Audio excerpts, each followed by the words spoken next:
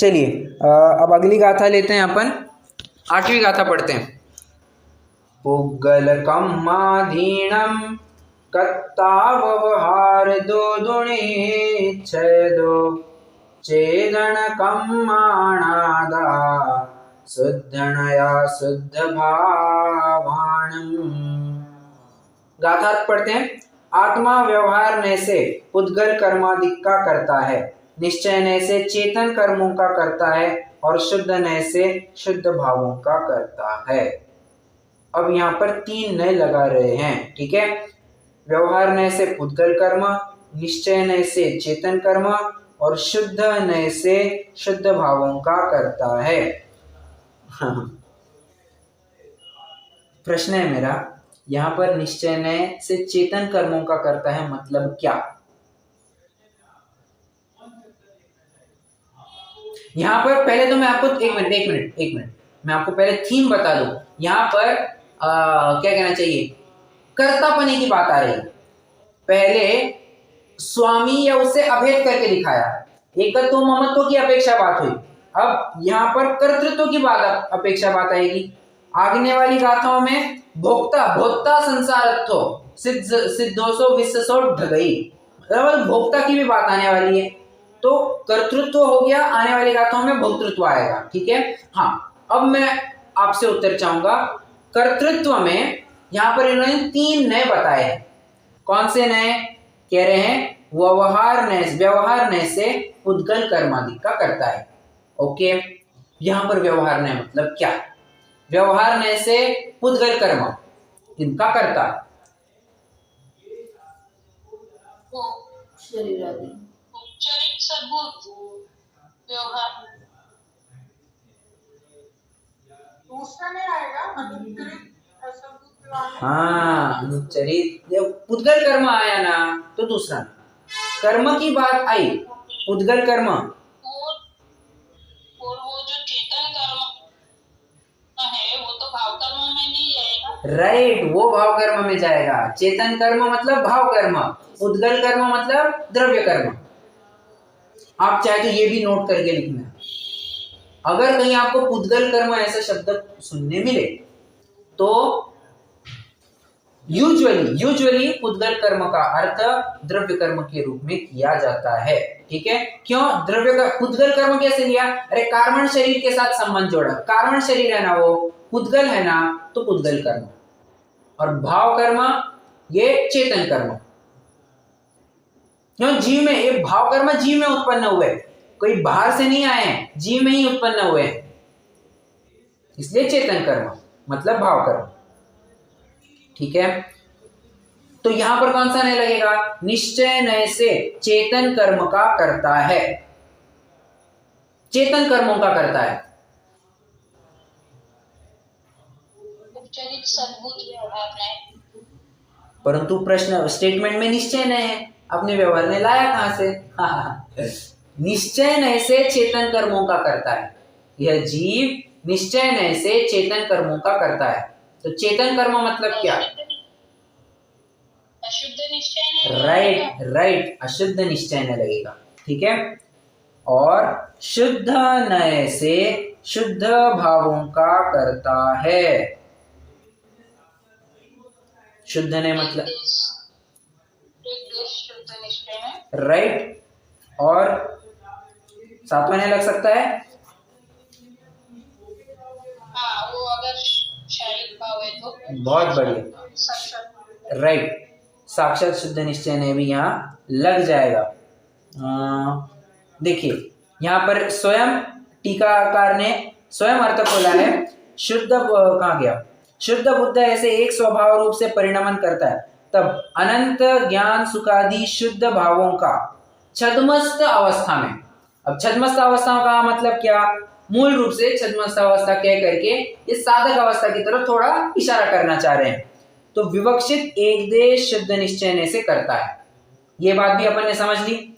और मुक्त अवस्था में शुद्ध नय से, बोलिए, मुक्त अवस्था में शुद्ध नय मतलब क्या? साक्षात शुद्ध निश्चय, ठीक है। अनंत ज्ञान सुखादि शुद्ध भावों का करता है। ओके, अब यहां पर शुद्ध नय मतलब साक्षात शुद्ध निश्चय नहीं लेना, क्योंकि कर्तापना, अगर शुद्ध भावों का कर्तापना कहना भी है तो ये इसकी सरहद 7वें नय तक है। 8वें नय में कर्ता भोक्ता एकत्व हो तो ये भाव होते ही नहीं है, ये हो ही नहीं सकता है 8वें नय।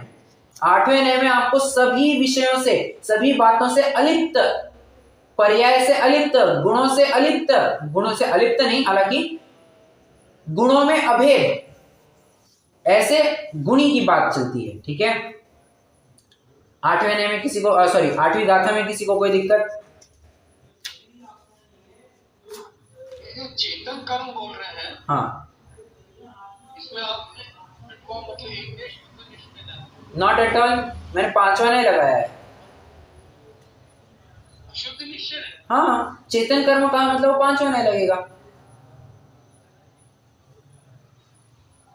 और शुद्ध नियम में आत्मा 6वां और 7वां, 6वां और 7वां दोनों लगेगी। तो चेतन कर्म तो मतलब भाव कर्म से मतलब हो गया। हाँ, शुद्ध निश्चय है, राइट, ठीक है। चेतन बोलने से हमें लगा कि ये चेतन और कर्म यहाँ पर अलग अलग नहीं है। चेतन कर्म ये एक अखंड शब्द है, अलग अलग करके मत पढ़ना इसको, वरना गलत हो जाएगा। चेतन कर्म ये अखंड शब्द है। ठीक है, चलिए 9वीं गाथा में आते हैं। मुझे तो लगता है आज ही हो जाना चाहिए, नहीं हुआ तो भी कोई बात नहीं है, अपन कल कंप्लीट कर सकते हैं। देखते हैं कितनी सहूलियत मिलती है। वैसे आज थोड़ा लेट ही चालू किया था।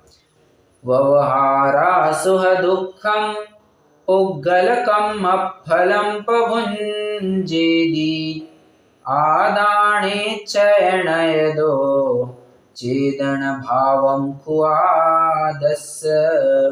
गाथा पढ़ते हैं, तुरंत ख्याल में आएगा क्या कहना चाह रहे हैं। व्यवहार नय से आत्मा सुख दुख रूप उद्गल कर्म के फल को भोग, मैंने कहा था अभी भोक्ता की बात आएगी तो भोक्ता की बात आ गई। व्यवहार नय से आत्मा सुख दुख रूप उद्गल कर्म के फल को भोगता है और निश्चय नय से अपने चेतन भाव को भोगता है। लगभग पिछली गाथा की तर्ज पर ये भी बात है। अब तो आपको आसानी से बताते आना चाहिए। यहाँ पर व्यवहार नय मतलब कौन सा नय? व्यवहार नय से पुद्गल कर्म के फल को भोगता है, राइट राइट, दूसरा नय। और निश्चय नय से अपने चेतन भाव को भोगता है।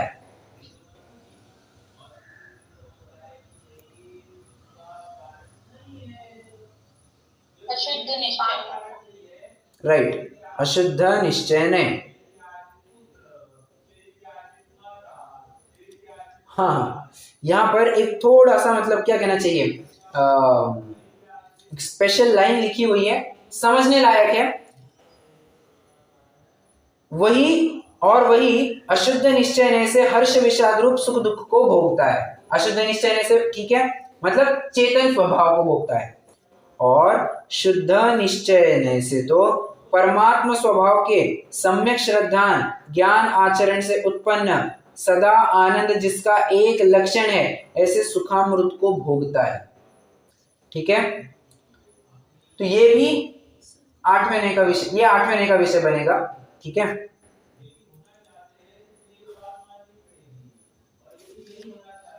फाइन। 9वीं गाथा भी इतनी सिंपल थी, 10वीं गाथा में बढ़ जाते हैं। आपको ऐसा तो नहीं लग रहा मैं बहुत फास्ट जा रहा हूं? नहीं भैया जी, बराबर। ओके ओके, ठीक है ठीक है। 10वीं गाथा। अणु गुरुदेह पमाण ओ संहार पसपदो चेदा असमूह दो व्यवहारा निश्चय दो असंख दे सोवा। समुद्घात के अतिरिक्त, हाँ ध्यान रखना, यहाँ इन्होंने स्पेसिफिकली समुद्घात के अतिरिक्त ऐसे शब्द का प्रयोग किया। यह जीव व्यवहार नय की अपेक्षा से संकोच विस्तार के कारण अपने छोटे अथवा बड़े शरीर प्रमाण रहता है। नय अपने छोटे बड़े शरीर प्रमाण रहता है। देह प्रमाणो,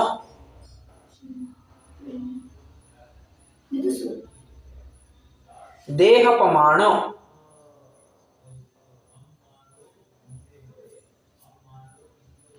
दूसरा में करेक्ट, अनुपचारित असद्भुत व्यवहार। यस, दूसरा ने अनुपचारित असद्भुत व्यवहार। क्या कहा? शरीर की बात आएगी तो द्रव कर्म और शरीर की बात नौ कर्म होती है, इसमें तो ये सेकंड ही आएगा ना। राइट, सेकंड ने, दूसरा नहीं आएगा, यस।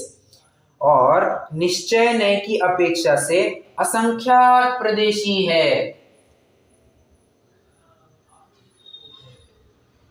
ये कौन? साक्षात शुद्ध निश्चय नहीं। साक्षात शुद्ध निश्चय ने कैसे? यहाँ पर कोई निर्मल पर्याय बताइए क्या?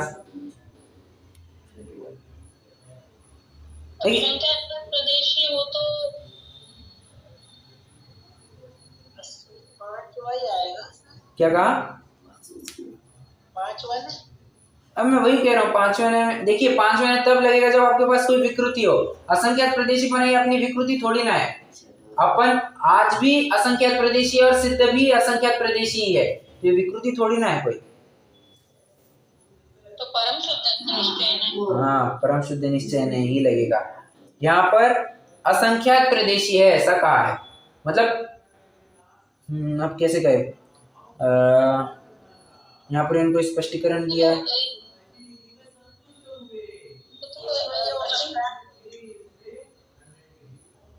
जीव तो असंख्यात प्रदेश है, चाहे किसी भी क्रिया में रहे। बराबर, तो ये जीव का स्वभाव कहा जाएगा।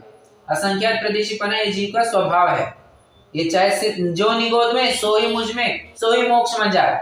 अगर इस डेफिनेशन में देखिए, आपको एक और ट्रिक देता हूँ। आठवां न्याय लगाना है ना, तो पहले चेक करना क्या ये बात निगोदी में है, क्या ये बात वर्तमान में मुझ में है, और क्या ये बात वर्तमान में सिद्ध भगवान, वर्तमान में मतलब क्या ये बात सिद्ध भगवान में भी होती है। अगर तीनों में घटित हो जाए ना, समझ लेना चाहिए आठवें न्याय का विषय। जो निगोद में सो ही मुझ में सो ही मोख मंझार। निश्चय भेद क्या है? निश्चय भेद कछु भी नाही, भेद घिने संसार। ठीक है, आठवें न्याय के लिए आपको ये एक छोटा सा ट्रिक दे दिया। निगोदी में भी घटित हो रहा है, हम में भी घटित हो रहा है, सिद्ध भगवान में भी घटित हो रहा है। ये मैंने आपको भजन के ऊपर से बताया। आप ये भजन की एक लाइन याद रखेंगे, आपको आठवां न्याय याद रह जाएगा। आप चाहे वहां पर आठवां न्याय लगा सकते हैं। ठीक है, तो असंख्यात प्रदेशीपना लग जाएगा लगभग क्या, प्रत्येक जीव मात्र में ये लगेगा। जहां जहां पर भी कॉमन पॉइंट्स आएंगे, क्या, दर्शन ज्ञान वाला, हालांकि दर्शन ज्ञान वाला कह करके वहां पर भेद खड़ा हो जाता है, परंतु अनंत गुणों से युक्त असंख्यात प्रदेशी पर्यायों से पार, तो क्या ये बात निगोदी में नहीं पाई जाती? उसमें भी पाई जाती है। निगोदी कहकर के हालांकि अपन पर्याय की तरफ ही संकेत कर रहे हैं, परंतु उसको जीव को, उसके जीव को उजागर कीजिए। हमारे जीव को सामने रखिए और सिद्ध भगवान के जीव को सामने रखिए, तीनों एक ही लेवल पर दिखाई देंगे। ठीक है, चलिए 10वीं गाथा हो गई, 11वीं गाथा की तरफ आते हैं। कुड़वी जलते आओ वणफदी विविह थावरे हिंदी विगति गचदु पंच खा तस जीवा होंति संखादी। यहाँ पर कोई नए नहीं लगा है, परंतु मुझे बताइए, एक इंद्रिय, दो इंद्रिय, तीन इंद्रिय, ये किस अपेक्षा से कहना बनेगा? ये जीव एक इंद्रिय है, ये जीव दो इंद्रिय है, ये किस अपेक्षा से कहना बनेगा?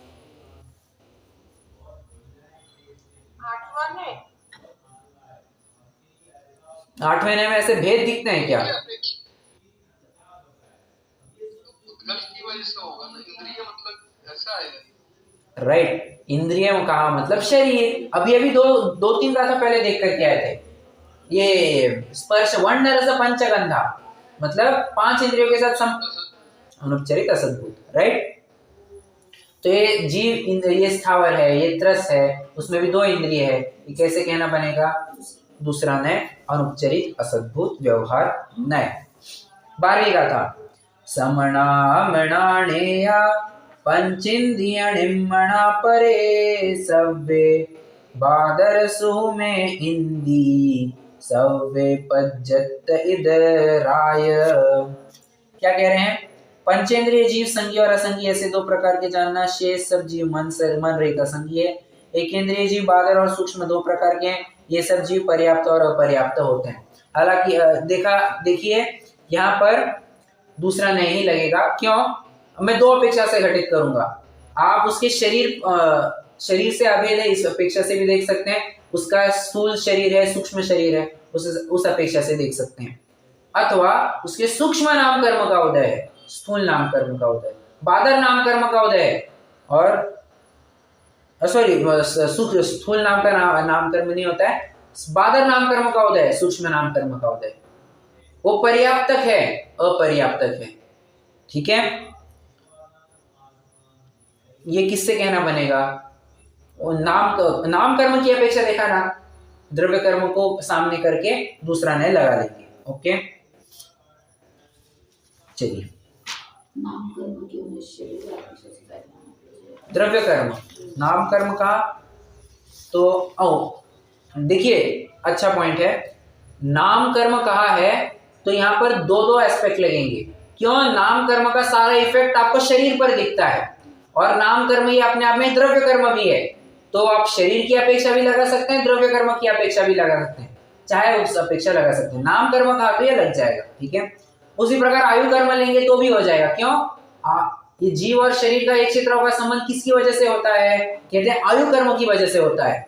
आपको याद है मैंने प्रवेशिका में बताया था, एक क्षेत्र का संबंध जीव और शरीर का आयु कर्म की वजह से होता है, और उसमें जो इफेक्ट डाला जाता है वो नाम कर्म डालता है। ठीक है, चलिए 12वीं गाथा हो गई है, हो गई। 13वीं गाथा में आते हैं। 14वीं गाथा में शायद नहीं है, कुछ बड़ी गाथा है।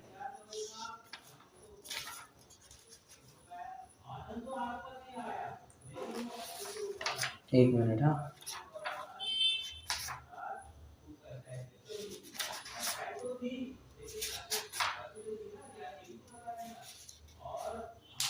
ठीक है, दो गाथाएं बची है, मुझे लगता है अपन कंप्लीट ही कर देते हैं, कल के लिए पेंडिंग नहीं रखते हैं।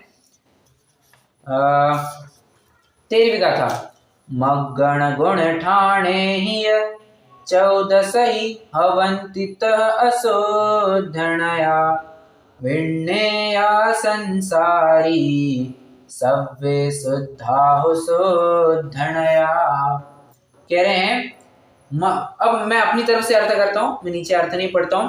मार्गणास्थान गुणस्थान ये किस अपेक्षा से बनते हैं? तो कहते हैं अशुद्ध नया, अशुद्ध नय से ये मार्गणा स्थान वाला है, ये गुण स्थान में स्थित जीव है, ये कहना बनता है। ठीक है, तो शुद्ध ने अशुद्ध ने की तो बात कर दी, शुद्ध ने से क्या? सव्वे शुद्धाहु शोधनया। अब यहां पर कौन सा नय लगेगा? सव्वे शुद्धाहु शोधनया।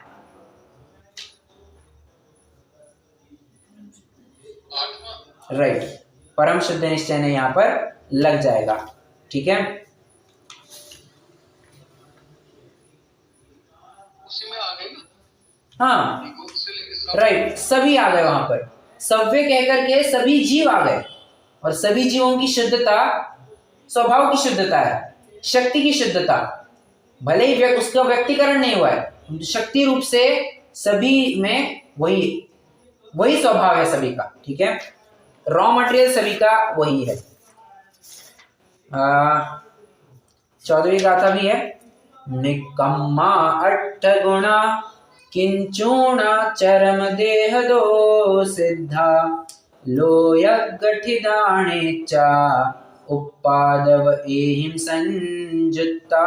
यहाँ पर ऊर्ध्वगमन की बात चल रही है। ठीक है, जीव ऊर्ध्वगमन करता है, ऊर्ध्वगमन स्वभावी है। ठीक है, तो ऊर्ध्वगमन स्वभावी है, मतलब मूलतः देखा जाए तो सिद्ध भगवान की बात चल रही है। ऊर्ध्वगमन ये प्रायः सिद्ध भगवान में देखा जाता है। ठीक है, तो कह रहे हैं निकम्मा 8 गुणा। ध्यान रखना, यहाँ निकम्मा नहीं कहा है, लोक में निकम्मा है गाली के रूप में प्रयोग किया जाता है, यहाँ पर अपने लिए परम परम पवित्र शब्द है निकम्मा। निकम्मा हो गए हैं सिद्ध भगवान, निकम्मा हो गए, और निकम्मे हो गए क्या? भले आदमी तुम समझे नहीं, निकम्मा कह करके द्रव्य कर्म, भाव कर्म, नो कर्म, कर्मों से रहित ऐसी अवस्था बताई है हमने। तो ऐसी अवस्था कौन से नय का विषय बना सकते हैं? 8 में गया था कर्म से। ठीक है, 8वें नय का लगा सकते हैं, कोई बात नहीं। और अगर आप वो स्वभाव, अच्छा चलिए मैं थोड़ा सा ना प्रश्न को मॉडिफाई करता हूं। द्रव्य कर्म, भाव कर्म, नो कर्म से रहित ऐसी अवस्था कौन से नय का विषय बनेगी?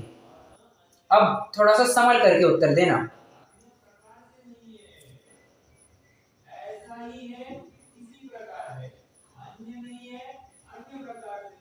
साक्षात शुद्ध निश्चय नहीं कर। राइट, साक्षात शुद्ध निश्चय नय का विषय बनेगा। ठीक है, और भेद रूप से कहना चाहो तो चौथे नय का विषय बन जाएगा। हालांकि चौथा नय अभी यहाँ पर अभिप्रेत नहीं है, अपन 7वां साक्षात शुद्ध निश्चय नय यहाँ पर रखेंगे। ठीक है, तो सिद्धों को अपन साक्षात शुद्ध निश्चय नय का विषय बना देंगे। किंचुणा चरम देह दो सिद्धा, सिद्ध भगवान का शरीर मतलब आकार कितना होता है? अब यहाँ पर प्रदेशत्व गुण को ले लिया, थोड़ा कहना चाहे तो व्यंजन पर्याय को सामने ले लिया। अच्छा मेरा प्रश्न है, उनकी व्यंजन पर्याय कौन सी होती है? जो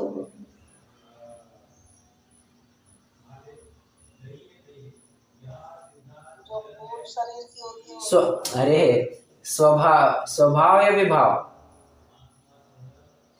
स्वभाव। हाँ, स्वभाव व्यंजन पर्याय। ठीक है, और उसका प्रमाण कितना है? पैरामीटर या यूं कहिए मेजरमेंट किस प्रकार से किया जाता है?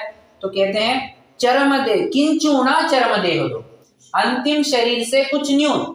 हम ये कहाँ पढ़ते हैं? और हमने सिद्धों की परिभाषा पढ़ रखी है, जो गृहस्थपना त्याग कर मुनि धर्म अंगीकार करके निज स्वभाव साधन करने के पश्चात 4 घाती कर्मों का अभाव करके अरहंत पद में विराजमान होने के बाद शेष 4 अघाती कर्मों का भी क्षय करके किंचित न्यून पुरुष आकार।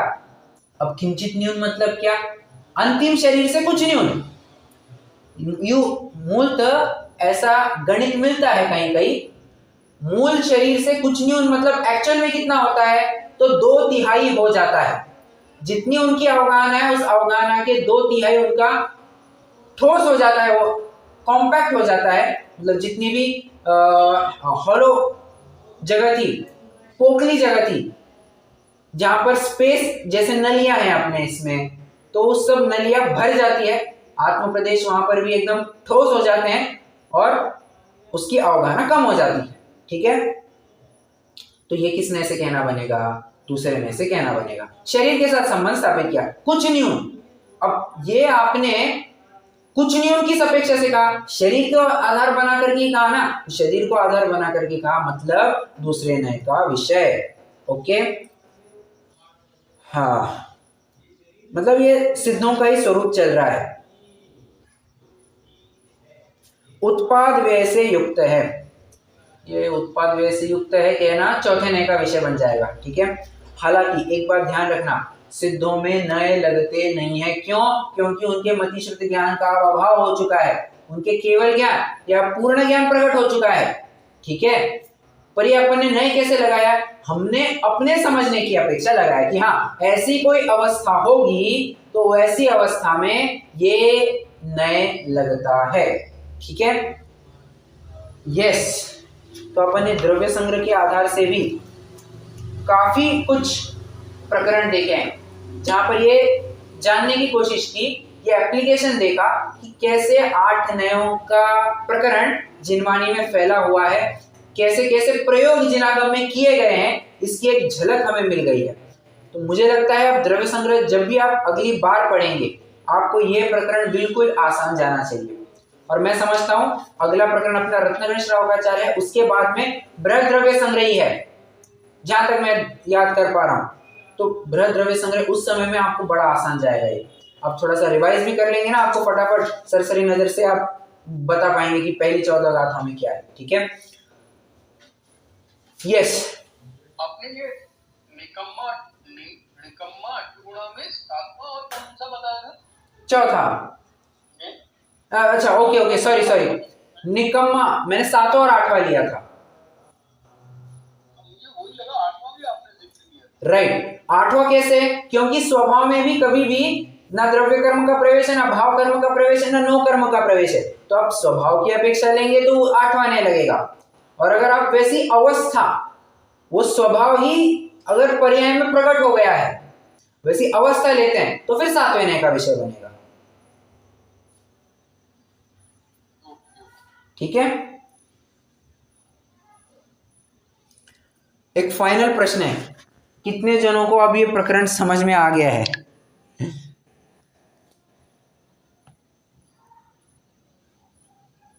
जी भैया जी, आ रहा है सबको? आ रहा है, लेकिन मतलब थोड़ा और मेहनत करनी पड़ेगी, एक्सरसाइज और चाहिए इसमें। हाँ, मेहनत तो करनी पड़ेगी। मैं अपनी एंड से जितना दे सकता था मैं तो कर दिया हूं।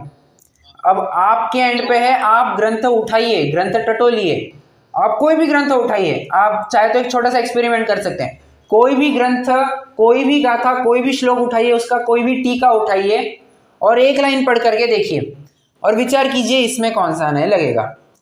अगर आप सही उतरते हैं तो समझ लेना चाहिए आपकी अंडरस्टैंडिंग सही जा रही है, वरना आपको फिर से एक बार रिकैप तो जरूर करना पड़ेगा कि हाँ कौन से न्याय का विषय क्या है।